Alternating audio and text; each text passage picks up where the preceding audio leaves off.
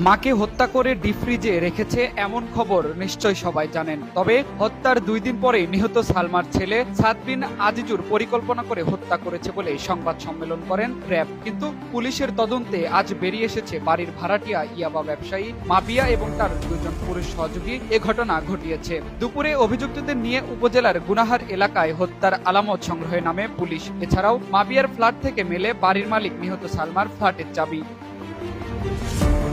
এ ঘটনায় নিহত উম্মে সালমার বাবা এবং ভাই জানান, র‍্যাব সুষ্ঠুভাবে তদন্ত না করে আসল অপরাধীদের বাদ দিয়ে আপন সন্তানকে অভিযুক্ত করে যে খবর ছড়িয়েছে তা ক্ষমার অযোগ্য।